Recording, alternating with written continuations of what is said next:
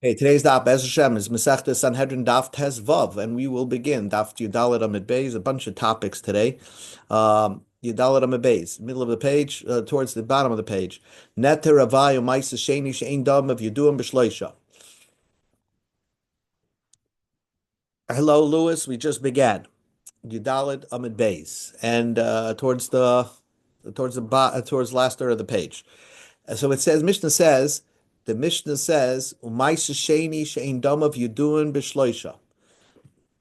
Hello, Sheldon. We just began. We're the two-third Yudalit Amid Beis.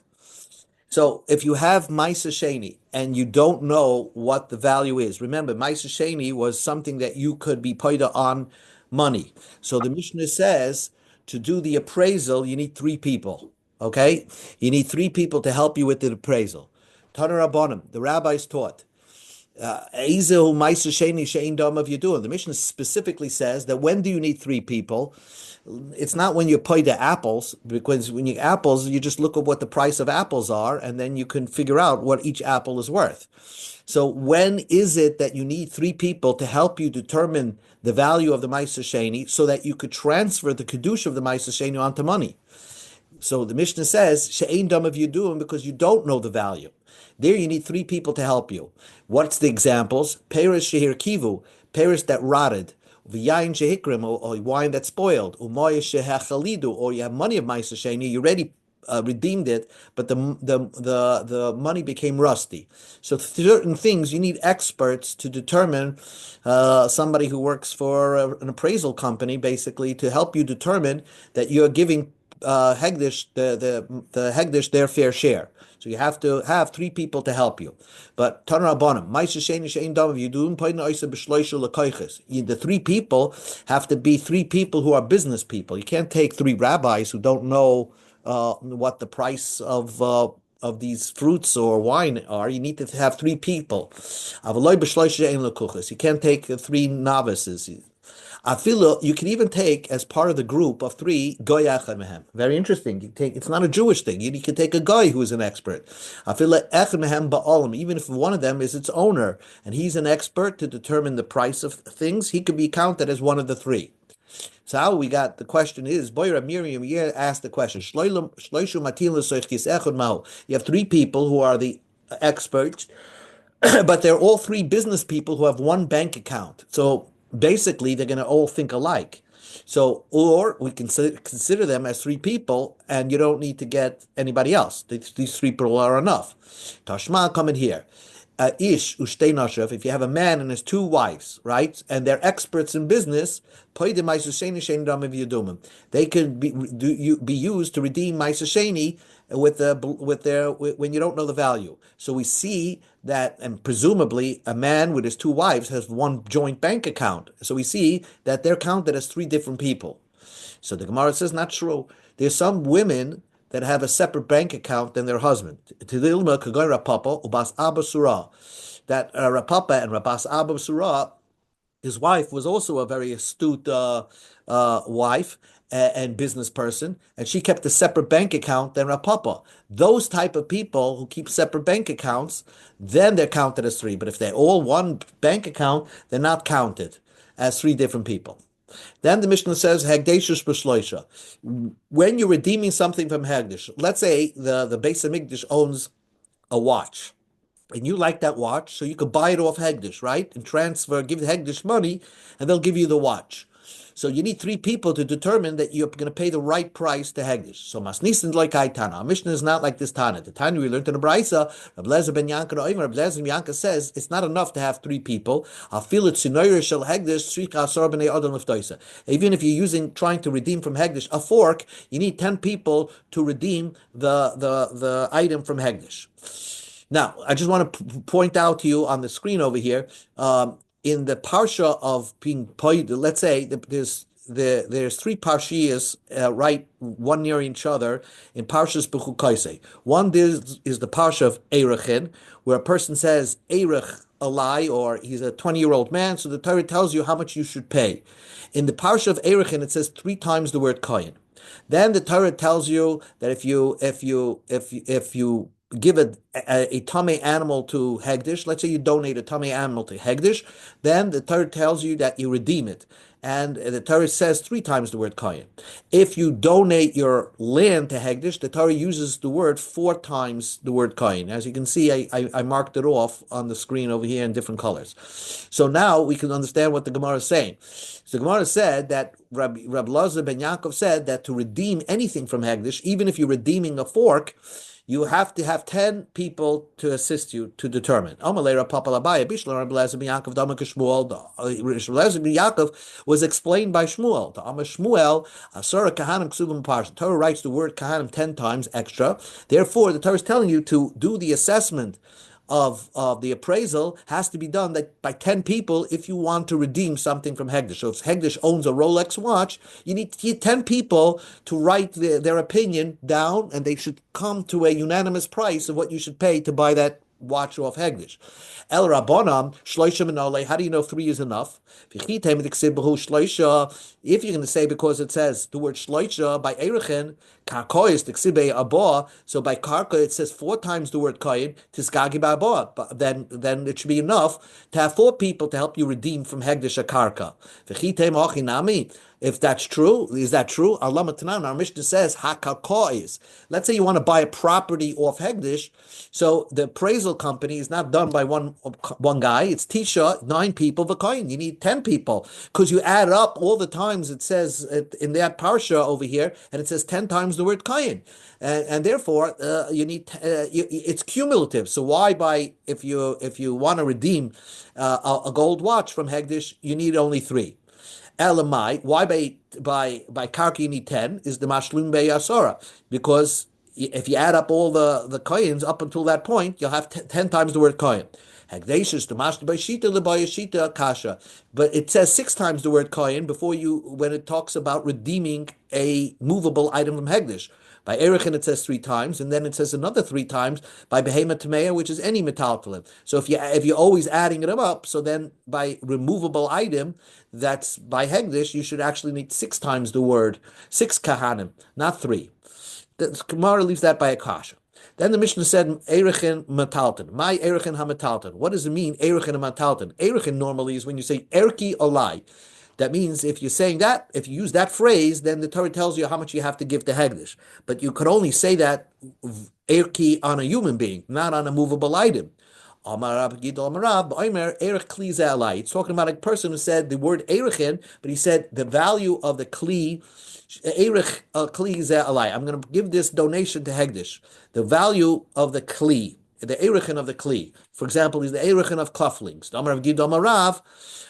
go to Tezvav and Aleph. Somebody says, Erech Kli alai. He says, I'm going to give this Keli to Hegdish, right? He says that I'm going to give this Keli to Hegdish. Noisin Damav, he has to give the value. Even though the word Erechin is not a good word, but if you're saying the word Kli alai, the person knows that he's not going to waste his word, so he probably meant, I'm going to give this value to Hegdish. So the Mishnah says that so the Baitama, Adam Yadea Shein Erech Lekli, there's no such a thing of Erech Lekli, V'gama Ba'amar, L'Shem Daman, he wants to give them that value. Mishim Hachi Nois and Damav. So what determines that value that you have to give to Hegdish? So since you're giving to Hegdish, the value, since you have to give that value, that's why you need 3 people over there. So now, frag the Gemara, hi, Erechin Metalton, Erechin Shel Metalton Bloyele. The Mishnah uses the word Erechin HaMetalton. The Erechin that is the metalton. It should say Erechin of metalton. That's what it should say in the Mishnah. Answers the Gemara, Tani Erechin shel metalton. The Erechin of the metalton. Okay, so basically the first teretz is you promised to Erech of your watch. So now the watch really has a din of kedusha, or your cufflinks. If you want that cufflinks back, you need 3 people to determine the value of those cufflinks so that you'll exchange it for a cash value. A guy really talked about saying, I'm going to erchi alai, right? and he owes the value of what the Torah tells you have to pay. But instead of paying that in cash, he said this metaltalin, this movable item, should take the place of what I owe to Hegdish. So we have to determine: are you paying what you really owe to Hegdish? So you need three people to help you out. Frag the Gemara, "Hi erchen metaltalin, metaltalin shel erchen mebayle." Should say that phrase, metaltalin shel erchen, this way. So we changed the Mishnah, metaltalin shel erchen. So we could easily change the Mishnah, even though Mishnah uses the word erchen ha-metaltalin, we'll change it to metaltalin shel erchen. Metaltalin that are taking the place of the erchen. You need three people. Rabbi Bo tells us that the Mishnah is another teretz. Rabbi Bo says, "Ba'omer erkei alai." Guy said erkei alai. So let's say he has to pay 50 shekel to Hegdish. So now he didn't pay it yet. So if the kohen comes down and says, "Hey, give me the money," if the kohen grabs metaltalin, so b'shloisha, then you need three people to determine that the kohen is taking from your possessions. If he's taking the right amount, three people have to say to the kohen that this is worth 50 shekel or whatever it is that he owes to Hegdish. Karkois, if they want to foreclose your property because you promised erki olai, so then basara they need to 10 people to determine the value of your piece of property, so that they don't so that you have a correct appraisal to pay what you owe to Hegdish. Amalei Rav Achman difter Ravina bishlam lapukim Hegdish beinin shloisha al yule Hegdish shloisha lamali. The question that the Gemara is asking is, if you're trying to buy something from Hegdish, so then I can understand you need three people to do the appraisal. But if you owe something to Hegdish, why isn't one person doing the appraisal good enough? Why do you need three people? Amalei, so Ravina answers, Savarahu, Mali liyuli, Mali apuke. What's the difference if you're bringing into Hegdish or taking away from Hegdish? Apuke, my time, if you're taking something away from Hegdish, so you need three people to appraise, Dilma Toi, because maybe you're going to make a mistake and pay too little to Hegdish and you're going to be stealing from Hegdish. So Ayuli Name, when Hegdish takes something from you, according to Rabbi Bo, they're taking from you. So maybe Hegdish is going to make a mistake and take too much from you, and then you're going to get ripped off. That's why you need three, whether you're donating to Hegdish or taking from Hegdish, you need three to do the appraisal. So the Rabbi Yehuda says the appraisal business had to have one kohen. When you're dealing with Hegdish, it's not enough to have three plain people or three experts in the appraisal, but one of the licensed people who are doing the appraisal has to be a kohen. According to Rabbi Yehuda, it makes perfect sense why you need a kohen. Because the parsha of doing these appraisals says the word kohen there. El Rabban kohen lamalahu. Why don't the Rabbanan agree that one of them should be a kohen? Why does the Torah write kohen? If a Yisrael could do the appraisal, why does the Torah write? If you look closely at the parsha, I'll have it up. Yarach kohen, the kohen, herech oisei kohen, the kohen does the appraisal. If according to Rabbanan, any Jew could do the appraisal as long as you're an expert and you have the license, then why does the Torah write a kohen? Kashi, that's a good, difficult question. Next Mishnah, when you're appraising a property, even the Chachamim say that for that, if you want to buy a piece of property from Hegdish, you need 9 people plus a kohen to give you an appraisal. They all have to sign off on the appraisal. Immediately. Amashmuel asar kahanam ksiv parsha chad gufei chanach hava miet achamir ve'mir achamir el rabis tafil tes Yisrael ve'acha kohen. That means, since the Torah writes the word kohen 10 times, and every 2 times the kohen writes, it really means to include a Yisrael. A kohen is a limited word, another kohen is another limited word. So when you have 2 of those limited words, then it means a Yisrael. Then it means a Yisrael. And then the third one, then you have the next 2. Each 2 will actually mean a Yisrael. But the Torah actually used the word kohen, so we'll say that one of them needs to be a kohen. So that's the Gemara saying. Maskif lo Rav Huna B'Reidem Nosen. How do you know? Maybe Ema Chamisha Kahana v'Chamisha Yisraelim Kasha. Maybe you're reading it wrong. Maybe the Torah meant that you're supposed to have 5 Yisraelim, 5 Kahanim. So, for example, the first 2 times it says kohen, we'll say it means Yisrael. But then when the third time it says kohen, it really means a kohen. Then the next 2 times it means a Yisrael. And then with number 6, it really means a kohen. And that way you're going to have 5 kahanim, and 5 Yisraelim. So kasha, that's a difficult word. Okay, the Adam Kayotzeman. The Mishnah says that if a human made himself holy, he said, I'm donating myself to the Beis HaMikdash, you need 10 people to appraise his value. What do you mean? Adam Kaddish? How could a person make himself holy? Does that mean he has to work in the Beis HaMikdash? It doesn't mean that this guy has to work in the Beis HaMikdash. It means when he said that, he said, the value of myself, I'm donating to the Hegdish. Now, how do you determine what you're worth? The Tanya, if a person says, I'm donating my value to Hegdish, so there is a market for that where they would determine, like the slave market determines the value of a human being. So if you're a 50-year-old, and you want to know, and you're pretty, you're a certain size, so you look on the slave market trade, and that's the value that you have to pay for hegdish.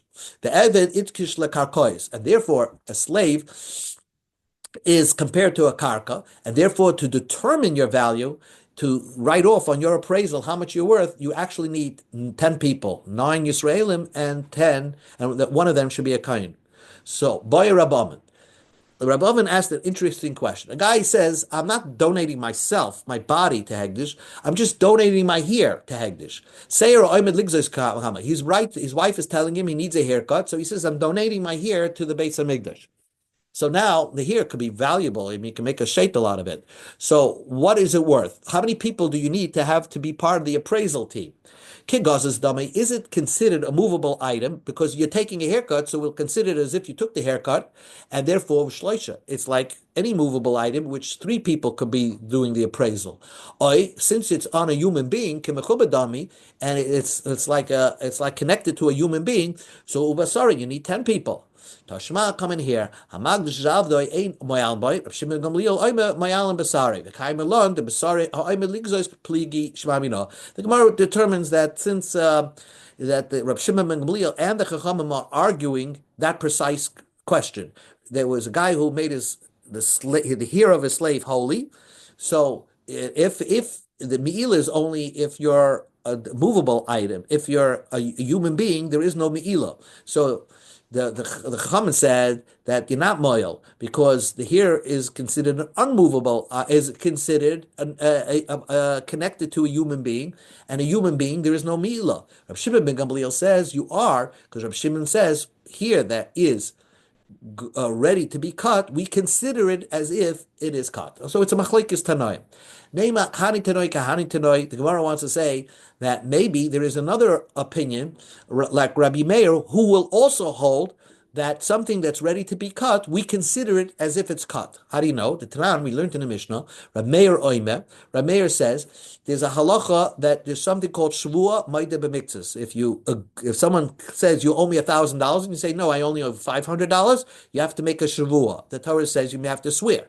Now, let's say, but if a guy says you owe me an acre of property and he says no, I only owe you a half an acre of property, when it comes to land, you don't have to make a shvua moeded b'miktus. Rab Meir says yesh tvam shein kekarka ve'ein kekarka. Rab Meir says sometimes things are connected to the ground, and you will have to make a shvua even though because it's not considered like land. Ve'ein chachamim moedin loy. Keitzad esa gefonim tu'unis masarti lecha. Guy says I gave you 10 vine trees, and he says einu ela chamesh. You only gave me 5, and I owe you 5. Rab Meir says mechayev. Rab Meir says this is like a movable argument, a movable item argument, and therefore yechayev a shvua moed b'miktzas. The Chachamim says kol ha'mechuber lekarka reika karka. Since the grapes are connected to the ground, it's considered as if it's part of the ground. The question we're dealing here with grapes that are ready to be cut. Marsov Rab Meir holds kibsuris dami. We consider it as if they're cut. Marsov lav kibsuris dami. We consider it as if they're not cut. So we see that there's another opinion. Rab Meir holds that something could be connected to something, and we consider it as if it's cut off. And so therefore, Rab Meir, when it comes to hair, would also hold that when you're ready to take a haircut, we consider the hair as if it's taken off your body, and because of that, therefore, if you made the donation of your hair to Hegdish, you only need 3 people to determine its value. So the Gemara says, "Loy, here Rab Meir could agree that it's not cut." When did Rab Meir say that things that are connected to the ground and you're going to cut it, we consider it as if it's cut over there by grapes, because as long as you leave the grapes on the tree, it gets worse. It ruins the grapes. Alva Sa'ara, you're here, even though you're thinking of taking a haircut, but kol kama deshafkalu, as long as you leave it on your body, ashbuchi mishapchi, the hair becomes better. So therefore, even Rameya would not consider it cut here at that point, and therefore Rameya would agree that by here we would not say koimed ligzois kegazadabi. New Gemara, Dina Nefashis. The Mishnah says that an animal that rapes a human being, to kill that animal, you bring the animal to the Bezdin with 23 judges judging that animal.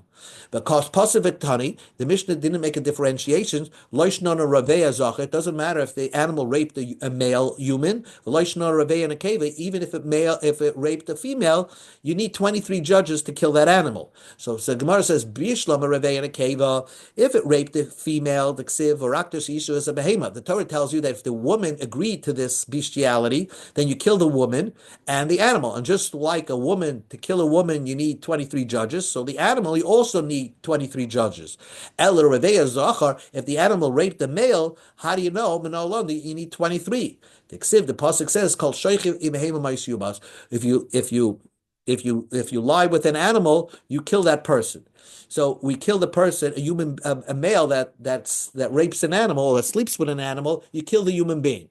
The Torah didn't have to tell you that idea that if you rape an animal, if you sleep with an animal, you die, because we have another pasuk that says Ish Ashiyit Shkafta, he dies. So today Inil Nishkav, that if the animal rapes the human, the animal will die.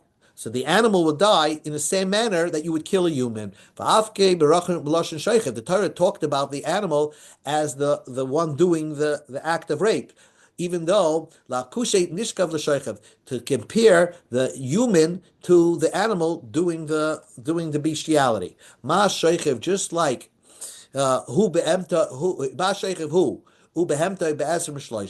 when he's doing the rape, you would kill him with 23. Af nishkav, if the animal's doing the rape, then if he is the receiver of it, so then him and his animal will need 23. So it doesn't matter the animal that does a rape on a human being, it doesn't matter if it does it on a male or a female, either way you need 23 to judge this animal. Hashara niskal be'asr shloisha. If you're killing an animal because it killed a human being, or it killed a human being 3 times, the Torah says you kill that animal. And the Torah says, Shnema Hashor Yisokel, you stone the animal, Vagam Ba'al of Yumas, and the owner of that animal, you should kill the owner of the animal. Now we know that doesn't mean that way. If a person has an animal that killed 3 human beings, the owner, you wouldn't kill the owner. He has to give a koifer. He could pay his way the value of the human being that his animal killed. But the Torah tells you that the ox gets killed. So, Kimisa Zabalim, just like if the owner would have killed another human being, you need 23 judges. So also when it comes to killing that ox that killed a human being, you need 23 judges to judge that ox for Misa. This is a side question. Abaya asked a question, Rava. How do you know the owner, this pasuk, Gam Ba'al of Yumas, is teaching you that the way you kill the ox, that's the way you kill a human being, that's the way you kill an ox. And it's teaching you the idea to kill that ox, you need 23 judges. How do you know that's what the pasuk is coming to teach you? We go to Amud Beis. Maybe the Torah is telling you a simple idea. If your ox kills a human being, you should also get killed. How do you know that? And says the Gemara, let the Torah write that the owner gets killed, but it doesn't have to say the gam ba'ol of yumas. It should say hashor yusakel. The gam ba'ol of the owner should get. So wait a second. If the Torah wrote that, have a meaning beskila.